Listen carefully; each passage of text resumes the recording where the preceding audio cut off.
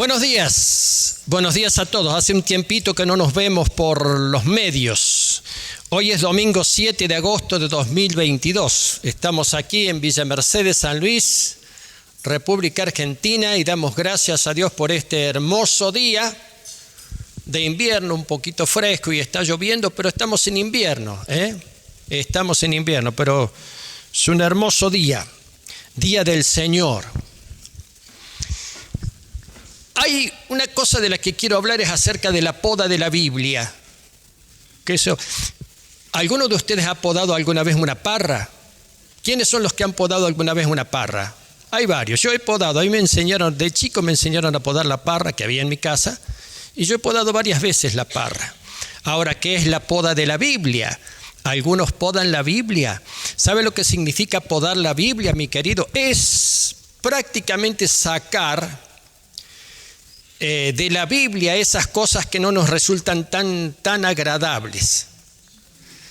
Es como una especie de poda, es esto sí, esto no, esto sí, esto no, entonces vamos podando y recortando.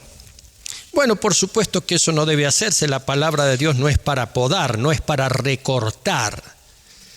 Es para predicarla toda, para creerla toda y para vivirla toda la palabra. A sabiendas que en la Biblia hay cosas hermosas y hay cosas que son terribles. Hay algunos relatos que son verdaderamente terribles, porque la Biblia expone dos cosas. Expone las características y la vida del ser humano y expone lo excelso de Dios, la trascendencia del Eterno. Yo voy a hablar en esta mañana y en el día de hoy, voy a hablar acerca de huyendo de la ira venidera. Más concretamente, huyendo de la ira venidera es el título del mensaje. Y está tomado un texto de las palabras de Juan el Bautista. Pero voy a referirme a la ira de Dios, ese aspecto del cual nosotros no queremos a veces tocar, como si fuera una cosa, no quiero. Esos versículos no son mis favoritos, los que hablan acerca de la ira de Dios. Más de 300 versículos de la Biblia, tanto en el Antiguo como en el Nuevo Testamento, hablan acerca de la ira de Dios, te voy diciendo. Por algo están esos versículos allí. Dice el Evangelio según San Mateo en el capítulo 3, en aquellos días vino Juan el Bautista predicando en el desierto de Judea y diciendo: arrepentíos porque el reino de los cielos se ha acercado. Pues este es aquel de quien habló el profeta Isaías cuando dijo: voz del que clama en el desierto, preparad el camino del Señor, enderezad sus sendas. Y Juan estaba vestido de pelo de camello y tenía un cinto de cuero alrededor de sus lomos, y su comida era langostas y miel silvestre.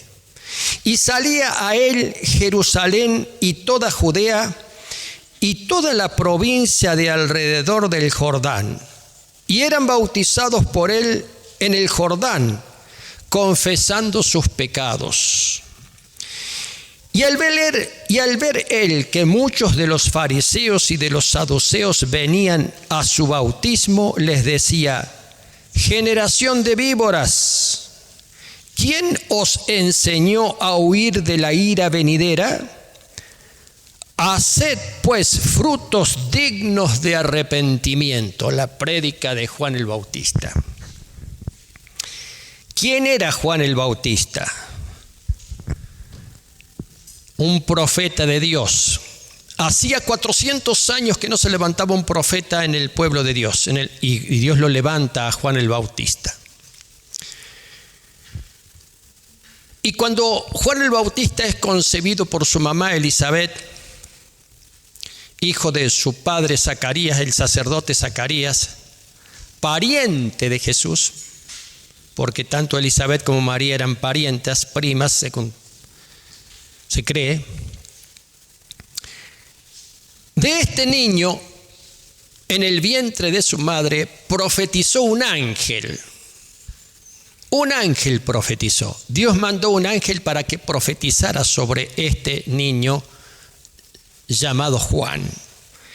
Y el ángel profetizó lo siguiente: será grande delante de Dios, será lleno del Espíritu Santo desde el vientre de su madre, y hará que muchos de los hijos de Israel se conviertan al Señor Dios de ellos. E irá delante de él con el espíritu y el poder de Elías, para hacer volver el corazón de los padres hacia los hijos, y de los rebeldes a la prudencia de los justos, para preparar al Señor un pueblo bien dispuesto.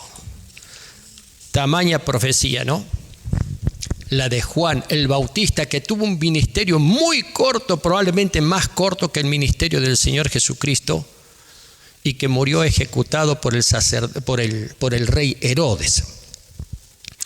Y Juan el Bautista era un profeta que se levantó con una unción tremenda en el desierto, en el Jordán. Jerusalén no está cerca del Jordán como muchos creen. Jerusalén está bastante lejos del Jordán. Jericó está mucho más cerca del río Jordán, ese río que corre Palestina de norte a sur. Sin embargo, acudían desde Jerusalén y se hacían algunos kilómetros la gente para ir a escuchar la prédica de Juan el Bautista y ser bautizados en el río Jordán, bautismo de arrepentimiento. Y la predicación de Juan era esa que tenía ese tinte profético por el ángel. Va a hacer volver el corazón de los padres hacia los hijos y el corazón de los impíos hacia los justos. Y va a preparar el camino al que viene detrás de él. Levantado Juan para preparar el camino para Cristo, de quien el mismo Juan dijo: yo no soy digno de desatar el cordón del calzado de sus pies. El que viene tras de mí es mucho mayor que yo. Él sabía que su ministerio era un ministerio tremendo y al mismo tiempo acotado, porque quien venía detrás de él iba a hacer la gran obra. Quien vino detrás de él fue Cristo, Jesús. Y esa era la prédica de Juan. Dice el Evangelio de Mateo que hemos leído, el relato de Mateo que hemos leído, que se acercaban a él inclusive algunos fariseos y saduceos. Los fariseos eran ultra religiosos. Los saduceos eran los sacerdotes. Ambos grupos habían creado un sistema religioso tremendamente superficial y falso. Como todo sistema religioso superficial y falso. Como toda religiosidad superficial y falsa. Por eso es tan importante despojarse de cualquier religiosidad. Y a ellos Juan les dice: generación de víboras, ¿quién les enseñó a huir de la ira venidera? En el relato de Lucas dice que Juan le dijo esto no solamente a los fariseos y saduceos, sino a la gente que venía, en general a la gente. Le dice lo mismo: generación de víboras, ¿quién les enseñó a huir de la ira venidera? ¿Cómo que huir de la ira? ¿Y qué es la ira venidera? Se refiere a la ira de Dios. Muchos pasajes de la Biblia hablan acerca de la ira venidera, refiriéndose a la ira de Dios. Y Juan les dice: ¿quién les enseñó a escapar, a huir? De hecho, que en lo concreto no se puede huir de la ira de Dios, que significa la justicia y el juicio de Dios. No se puede. Pero algunos creen que pueden. Y miran para otro lado y disimulan, ocultan. Y eso es lo que Juan le llama huir de la ira venidera. Huir, esa huida de la ira venidera es una cosa absurda. En concreto no es posible huir de la justicia de Dios, pero muchos creen que lo hacen. ¿Y cómo se huye? Bueno, pateando cosas para adelante, sí, pateando cosas para adelante, o poniendo cosas de Dios al costado. En fin, esto no es tan importante, yo tengo muchas cosas, muchas preocupaciones, muchos problemas. Sí significaba huir de la ira venidera. Miren, la ira de Dios, mis queridos, no es como la ira del hombre. La ira de Dios es la manifestación de la justicia de Dios. La ira humana puede ser una reacción intempestiva, violenta, desproporcionada, sin propósito alguno más que satisfacer algo del ego. Por eso dice la palabra que la ira del hombre no obra la justicia de Dios. ¿Pero qué es la ira de Dios entonces? ¿Que Dios es un ser enojado? Lo que dice la palabra, y esto aparece 4 veces en la Biblia, tanto en el Nuevo, o 5 veces, creo, 5 veces en la Biblia, tanto en el Antiguo como en el Nuevo Testamento, que Dios es lento para la ira y es grande en misericordia. Fíjese algunas cosas respecto de la ira de Dios. Números 16. Números capítulo 16. Moisés le dijo a Aarón: toma tu incensario y pon fuego del altar en él, y pon incienso en él, y ve rápidamente hacia la congregación y haz expiación por ellos, porque se ha encendido la ira de Jehová y la mortandad ha comenzado. Había dos rebeliones juntas hubieron allí, la de Coré y sus hijos, y la rebelión de un grupo de gente que se alzaron en contra de la autoridad de Moisés, diciendo: ¿y este Moisés y Aarón quiénes son estos dos? Si nosotros somos también hijos de Abraham, en fin, toda una serie de cosas, y Dios los castiga. Entonces, en ese castigo que comenzó con una mortandad en el pueblo, y murió mucha gente, Moisés le dice a Aarón, al sacerdote, a su hermano que era sumo sacerdote: toma el incensario, pone incienso y pone fuego del altar y andá y recorre el campamento para que cese la mortandad, porque la ira de Dios ha comenzado. La ira de Dios se ha puesto de manifiesto con el campamento, con su pueblo. La justicia de Dios ha llegado y la mortandad ha comenzado. Una cosa parecida sucedió cuando entran en la tierra prometida, en el libro de Josué, y toman del anatema. ¿Qué era del anatema? Habían destruido la ciudad de Jericó y habían cosas malditas, porque es una ciudad maldita. Y habían tomado cosas que Dios les dijo que no tomaran. Eso es lo que llamaba el anatema. Habían tomado el anatema. Y dice que los hijos de Israel transgredieron con respecto al anatema. Acán, hijo de Carmi, tomó del anatema, y la ira de Jehová se encendió contra los hijos de Israel. Acá hay una cosa importante, lo que significa la justicia de Dios. Un hombre tomó del anatema, lo ocultó. ¿El anatema qué era? Tomó tesoros y tomó cosas que no debían tomar de esa ciudad, Jericó, los ocultó en su tienda. Y la ira de Dios se encendió contra todo el pueblo y fueron derrotados, luchando contra sus enemigos. Entonces decimos, ¿cómo puede ser? Pero un hombre, sí, porque hay un anatema. ¿Qué quiere decir un anatema? Hay alguien entre ustedes que ha desatado la ira de Dios. No son todos, como pasó cuando Moisés y Aarón. No eran todos. Pero esos pocos o esos algunos contaminaron al pueblo. Para que entendamos el sentido de lo que significa también el cuerpo de Cristo, que es la iglesia. Y cómo debemos resguardar el cuerpo de Cristo de la ira de Dios. Y la transgresión de uno, o la transgresión de Dios, o la transgresión de tres, contaminan a todo el cuerpo. Entonces viene la ira de Dios y se manifiesta de alguna manera y no hay bendición. ¿Y qué pasa con esto? ¿Y qué pasa con esto otro? Tengo problemas aquí, tengo problemas allá.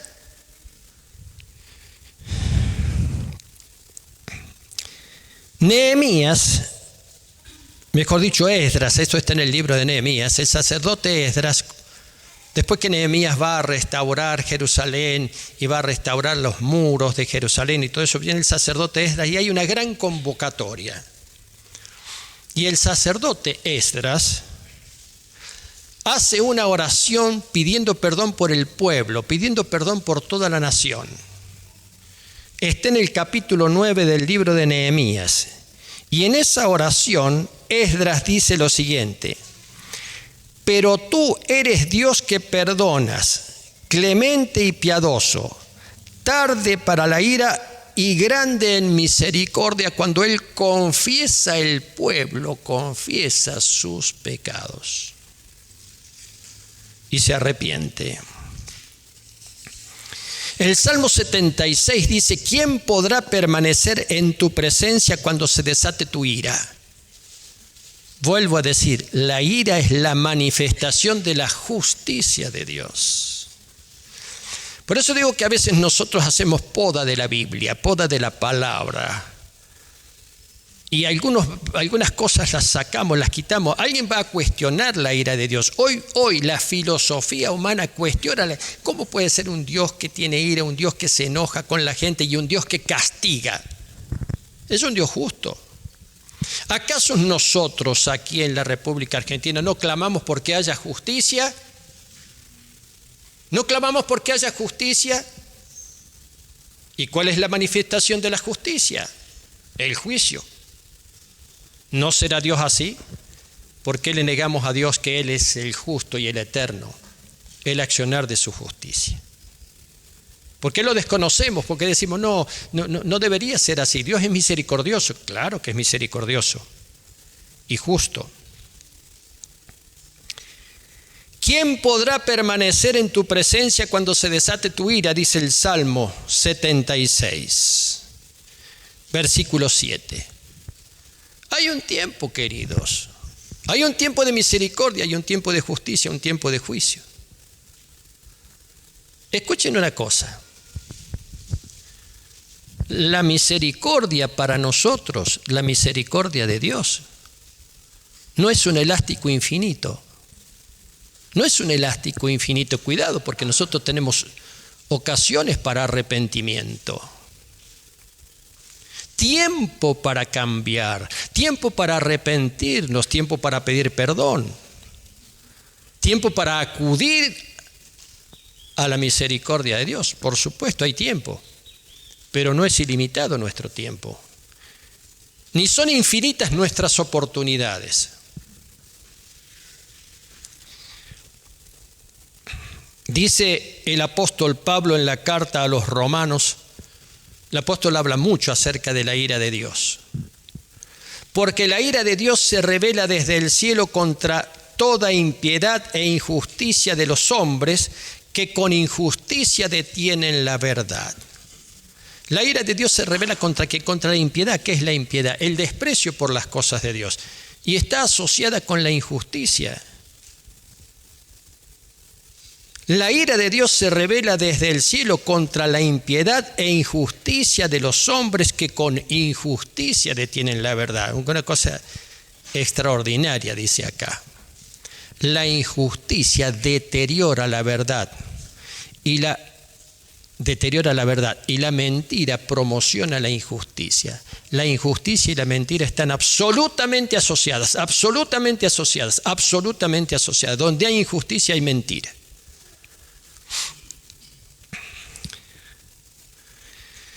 Dice el mismo apóstol Pablo en la carta a los Romanos: pero por tu terquedad y por tu corazón no arrepentido, acumulas para ti mismo ira para el día de la ira y de la revelación del justo juicio de Dios. Dos cosas: corazón no arrepentido y terquedad. Terquedad. Sí, sé que pero en algún momento, en otro momento, en otro tiempo, ahora no, sí, terquedad. Acumulas ira para el día de la ira, habla del juicio de Dios. Y quiere decir que acumulamos ira. Esas acumulaciones, algún día tendría que predicar acerca de las acumulaciones del creyente. La Biblia habla mucho de lo que acumulamos, Podemos acumular cosas buenas, pero también podemos acumular cosas más. Es más fácil acumular cosas malas. Acumulamos. Por tu terquedad y por tu corazón no arrepentidos, acumulas para ti mismo ira para el día de la ira. Es decir, como si nosotros guardáramos ahí, guardamos en un cajoncito un montón de cosas contaminadas y contaminantes, que lo único resultado es el juicio de Dios, la justicia de Dios. La ira de Dios es la manifestación de su justicia, no es otra cosa. No es una venganza, no es una explosión descontrolada. Ese es en el hombre. Por eso dice la palabra que la ira del hombre, la ira humana, no obra la justicia de Dios, porque la ira de Dios es justicia, pero no la ira humana. En términos generales no lo es. Colosenses 3:6 dice, a causa de estas cosas, y si usted empieza a leer el libro de la carta a los Colosenses, va a hablar una cantidad de pecados. Los hombres hacen esto y esto y esto y esto y esto, no lo voy a enumerar ahora, pero lea la carta a los Colosenses, en el capítulo 3, fundamental. Entonces después dice el apóstol Pablo, a causa de estas cosas viene la ira de Dios sobre los rebeldes. Viene, en el libro de Apocalipsis, habla mucho acerca de la ira de Dios, que es la manifestación de la justicia y el juicio de Dios. Ya está. Y decían, Apocalipsis 6, hay muchos pasajes en el libro de Apocalipsis, y decían, Apocalipsis 6, y decían a los montes y a las peñas, caigan sobre nosotros y escóndannos de la presencia del que está sentado en el trono y de la ira del Cordero. Hay como un clamor último, por decir, escóndannos de la justicia, de la ira de Dios. ¿Qué es la ira de Dios? El establecimiento de la justicia. ¿Por qué pensamos que Dios es un Dios que perdona todo bajo cualquier circunstancia? Es equivocado eso. Cuando nosotros hablamos acerca de la justicia de Dios,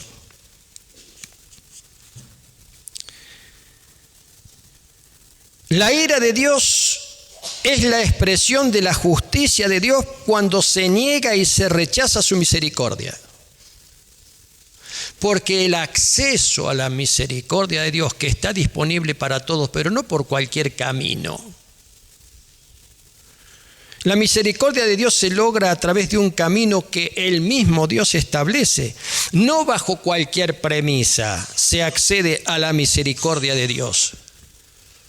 Por eso dice ya el profeta Isaías en el capítulo 55, presten atención a esto. Esto es fundamental, queridos hermanos, y los que me están viendo, y los que me van a ver después por el celular o como sea. El profeta Isaías ya lo dijo en el capítulo 55. Busquen a Dios mientras pueda ser hallado. Llámenlo en tanto que está cercano. Pero deje el impío su camino y el hombre inicuo sus pensamientos y vuélvase a Dios. Vuélvase a Dios es el camino para encontrar la misericordia de Dios. Si nosotros no andamos por el camino para encontrar la misericordia y el perdón de Dios, entonces vamos a andar por el camino que lleva a la ira, a la justicia de Dios. ¿Por qué hemos quitado esto de nuestro mensaje evangélico? Para que la gente no se asuste, para que la gente no diga que ustedes están asustando No estoy asustando a nadie. ¿Vieron que nos hemos acostumbrado, por ejemplo, acá en la Argentina, que nos mientan? Para que no tengamos noticias, para que no tengamos malas noticias, y nos gusta más que nos mientan a que nos den una mala noticia que es la verdad, que es la realidad. Pues Dios no te miente. Dios no miente, en su palabra no miente. Dios expresa lo que tiene que expresar. Fíjese qué cosa extraordinaria que es la misericordia de Dios, que está íntimamente ligada con la justicia, y la ira de Dios es la justicia. En Dios su ira y su misericordia no se contradicen, en Dios no se contradicen, no son dos cosas contradictorias, son dos cosas complementarias en la sabiduría eterna de Dios.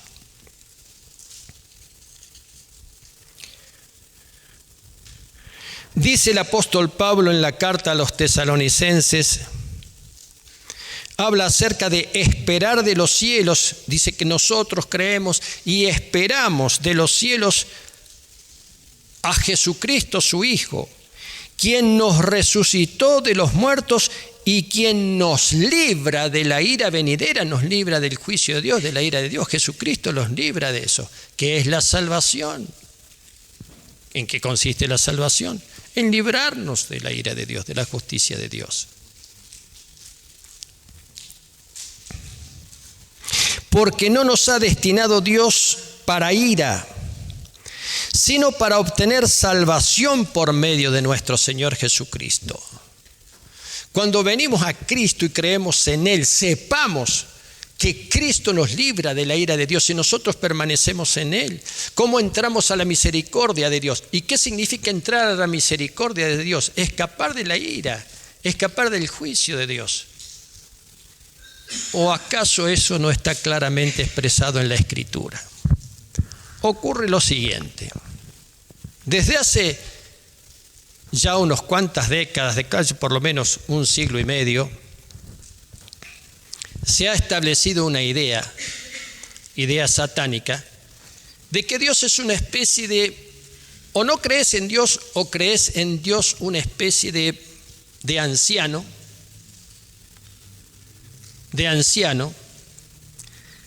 que ya está medio gaga y no se da cuenta de las cosas y perdona todo por desconocimiento o por cansancio. Viste que una vez por cansancio, bueno, no, eso no es el Dios de la Biblia. Ese no es el Dios. Entonces, ¿cómo se pone de lado la ira de Dios? Todo estaría permitido. Cualquier cosa estaría permitida. Cualquier cosa estaría permitido en lo personal, cualquier cosa estaría permitido en lo social, cualquier cosa estaría permitido entre las naciones, cualquier cosa estaría permitido. Total, si Dios no existe, como dijo un pensador, todo está permitido. No, Dios existe. Si yo creo en Dios, no todo está permitido. Y no todo Dios lo acepta. Y no todo a Dios le agrada. Hay tremenda cantidad de cosas que a Dios le desagradan. Entonces obra su justicia, obra su ira, como quieran llamarle. Si quieres que use un término más suave, usaré justicia y juicio, pero es lo mismo. Y si no uso el término bíblico que se repite tanto acerca de la ira de Dios, ¿por qué no tienes en cuenta la ira de Dios? ¿Por qué no tienes en cuenta el castigo de Dios? ¿Por qué no lo tienes en cuenta? ¿Por qué no lo tienes en cuenta? ¿Porque es políticamente incorrecto? Como se dice, ¿vieron que se dice acá políticamente incorrecto? Diciendo, esto es verdad, pero no lo digas porque no es conveniente. Por eso digo que a la palabra de Dios, a la Biblia, no hay que podarla, queridos. Cuidado con podar la palabra, esto sí, esto no, esto sí, esto no, esto sí, esto no, esto sí, esto no, me quedo con esto y esto. Te voy a decir una cosa, y estoy hablando más acá en sentido íntimo. Muchas veces, los hermanos se acercan a los pastores para que oremos por algo. Porque tiene un problema, tiene algún inconveniente, por supuesto, está bien. O necesitan algo, o buscan algo, o quieren, o están luchando con algo. Pocas veces se acerca a los pastores para decir, pastor, necesito que ores por mí. ¿Por qué, hermano? ¿Por qué, hermana? Necesito que ores por mí, porque he pecado, he hecho algo malo. Quiero arrepentirme. Eso es muy escaso en nuestras congregaciones evangélicas. Sin embargo, quiero decirles que es una práctica común entre los fieles católicos, que van al sacerdote a confesar sus pecados. La famosa confesión auricular. No es malo eso, ¿eh? No te voy a decir que la Biblia lo prohíbe a eso. La Biblia habla de eso. ¿Y por qué? Bueno, porque Dios perdona, sí, querido, Dios perdona. Bajo sus reglas. Lo primero que tenemos que reconocer, hemos hecho alguna cosa que le ha desagradado a Dios, que puede provocar la ira de Dios. ¿Cómo no lo entendemos a eso? Hay que entenderlo a eso. Si no entendemos la justicia y la ira de Dios, tampoco vamos a entender la misericordia de Dios. Que precisamente la misericordia de Dios está dada a causa de la injusticia. Porque Dios no nos ha destinado para ira, sino para obtener salvación por medio de nuestro Señor Jesucristo, dice el apóstol Pablo en la carta a los tesalonicenses, la primera carta. Anótalo a este. Dios no nos ha destinado para ira, sino para obtener salvación por medio de nuestro Señor Jesucristo. ¿Y por qué el apóstol Pablo habla de la salvación y lo relaciona con la ira? Lo encontramos en el mensaje, ya en el mensaje de Juan el Bautista. Lo encontramos ya en el mensaje de Isaías, cuántos siglos antes. Juan el Bautista les dice a la gente, o les dice a los fariseos, y les dice a los sacerdotes: generación, son unas víboras ustedes. ¿Quién les enseñó? ¿De dónde sacaron que ustedes pueden huir de la ira de Dios? ¿De dónde piensan que pueden zafar de la ira de Dios? ¿Quién les dijo eso? Además lo enseñaban. Por eso la gente acudía al profeta Juan el Bautista y venían de todos lados para ser bautizados por él en el Jordán, porque tenía la unción de anunciar la gracia de Dios en Cristo Jesús para librarnos de la ira. Los profetas en el Antiguo Testamento hablaban mucho acerca de la ira de Dios también. Hay mensajes proféticos que dicen: miren, ustedes han desatado la ira de Dios, le decía el pueblo, y van a ser castigados. Van a venir los asirios al reino del norte, van a venir los babilonios y los van a destruir. No, pero nosotros tenemos un Dios. Sí, pero tenemos que Dios. ¿Qué significa Dios para ustedes si le dan la espalda? Si en cualquier momento se van a los ídolos y hacen cualquier cosa. Y han desatado la ira de Dios. Y va a venir el juicio. Y va a venir el castigo. En realidad, mis queridos, cuando yo conocí el Evangelio, quienes me predicaron el Evangelio y quienes me enseñaron el Evangelio me enseñaron esto. A repetir, no caigas en la mano de la ira de Dios, del castigo de Dios. Salí de ahí. Lo aprendí de muy jovencito. Que no es válido ahora porque estamos en el siglo XXI. La palabra de Dios eterno, ¿qué es siglo XXI? El siglo XXI es nada para Dios eterno y para la gracia de Cristo. A veces, mis queridos, nos enredamos nosotros mismos en la ira de Dios. Nosotros mismos nos enredamos en la ira de Dios y no nos damos cuenta. Y buscamos la bendición de Dios. ¿Qué bendición? ¡Qué bendición! Si estamos bajo la ira de Dios. Estoy hablando en sentido general. Pero estoy hablando en sentido profético también. Porque este es el tiempo de la gracia profética, lo que Dios dice para este tiempo, para este momento. No vale lo de hace 20 años atrás, o 30 años atrás, o 50, ya no es válido, ya no sirve. No sirve. Que no era bueno, sí, era bueno, sí, pero ahora hay otra gracia, otra unción, otro mover para la iglesia. La iglesia lo tiene que asumir a eso. La iglesia de Cristo lo tiene que asumir. Porque Dios no nos ha destinado para ira, sino para obtener salvación por medio de nuestro Señor Jesucristo. Si yo lo doy vuelta, Dios nos ha destinado para salvación por medio de nuestro Señor Jesucristo, y no para que persistamos a estar bajo la ira de Dios, bajo la desaprobación de Dios, bajo el juicio de Dios.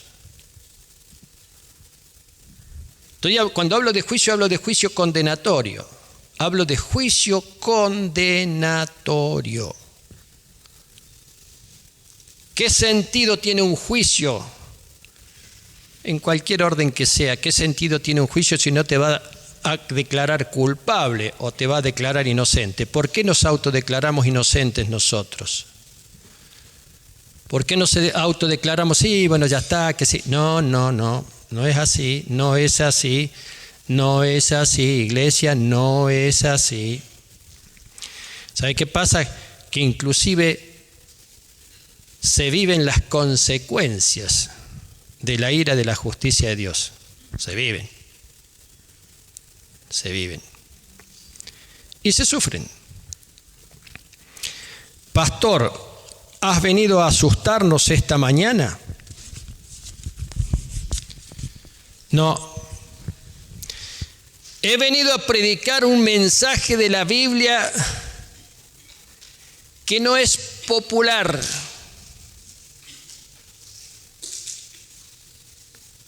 Pero es un mensaje de la palabra.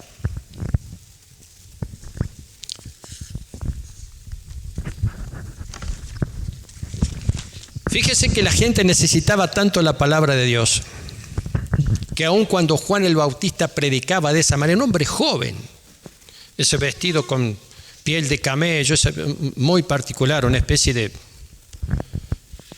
cabello largo, porque él era nazareo, no se cortaba el cabello, no tomaba vino ni sidra, porque había sido consagrado al nazareo. Y hablaba de estas cosas y la gente lo seguía. Y la gente lo seguía, porque en realidad la gente estaba cansada de la mentira y de la falsedad de los fariseos y de los saduceos. Se había cansado, sabían que no llegaban a ningún lado con eso.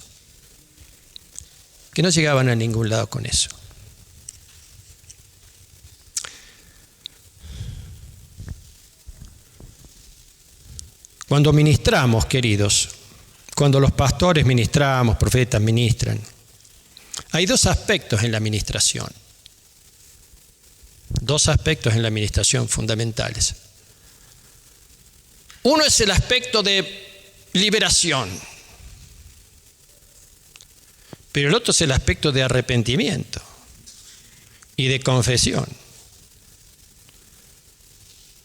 Yo quiero que el profeta, el pastor que vino, quiero que me ore y me bendiga.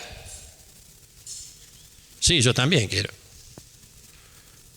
Alguno puede decir, yo vengo acá y vengo ante este siervo, ante este, vengo y yo me arrepiento y pido perdón por mis pecados y quiero ser sano.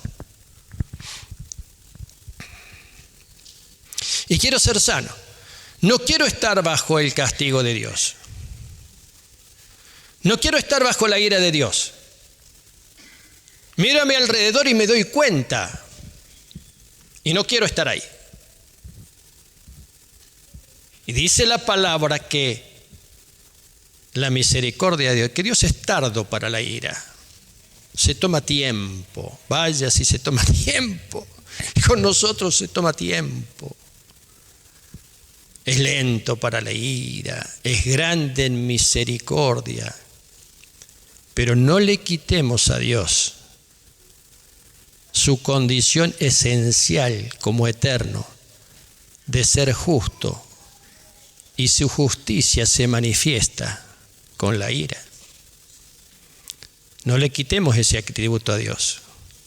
No pensemos que nosotros se lo podemos quitar arbitrariamente. No. Hay tanta gente, mis queridos, que tienen tantas oportunidades de acercarse a Dios. Busquen a Dios mientras puede ser tantas oportunidades. Y las dejan pasar, y las dejan pasar, y las dejan pasar, y las dejan pasar, y las dejan pasar. Insensatamente. Un viejo himno evangélico decía, busca a Dios, busca a Dios. Entre tanto tengas tiempo, busca a Dios. Si te atreves a esperar, Dios la puerta cerrará y dirá, es tarde ya. Busca a Dios. de esos viejos himnos que ya no cantamos, pero que están inspirados en la palabra. Busca a Dios. No te cargues con su ira. Amén. Amén, que así sea. Vamos a participar de la cena del Señor, que es también una expresión de la misericordia de Dios para con nosotros, del partimiento del pan, de la comunión con Dios en esta mañana. Amén.